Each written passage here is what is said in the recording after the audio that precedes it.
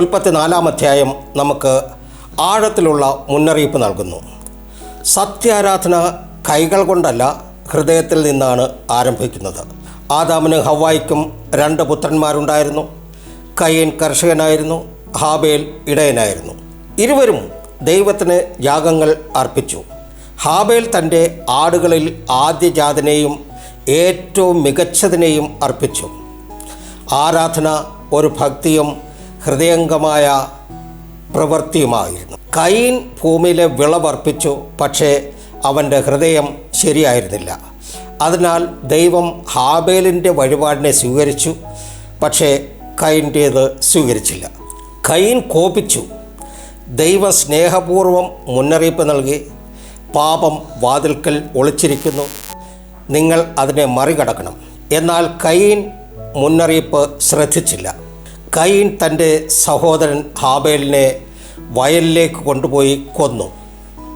ചരിത്രത്തിലെ ആദ്യത്തെ കൊലപാതകവും കൊലപാതകത്തിൻ്റെ ആദ്യത്തെ പാപവുമായിരുന്നു ഇത്. അസൂയ കൊലപാതകത്തിന് ജന്മം നൽകി. ദൈവം ചോദിച്ചു, നിൻ്റെ സഹോദരൻ ഹാബേൽ എവിടെ? കയീൻ ചോദിച്ചു, ഞാൻ എൻ്റെ സഹോദരൻ്റെ കാവൽക്കാരനാണോ?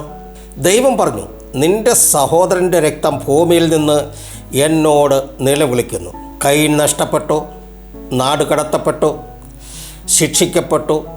എന്നിട്ടും ആർക്കും അവനെ കൊല്ലാൻ കഴിയാത്ത വിധം ദൈവം അവന് ഒരടയാളം നൽകി.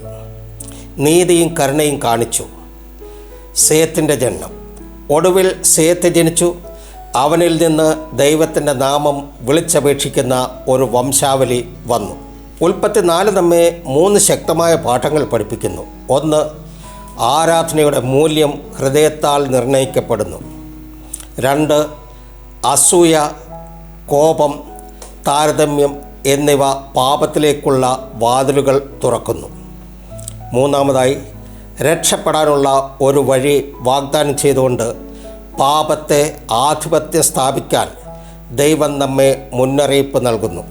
ഉൽപ്പത്തി 4 പറയുന്നു, നമ്മുടെ ഹൃദയങ്ങളെ ദൈവം മുമ്പാകെ കൃത്യമായി സൂക്ഷിച്ചാൽ പാപം നമ്മുടെ യജമാനല്ല, നമുക്കതിനെ മറികടക്കാൻ കഴിയും. ദൈവം നിങ്ങളെ ധാരാളമായി അനുഗ്രഹിക്കട്ടെ.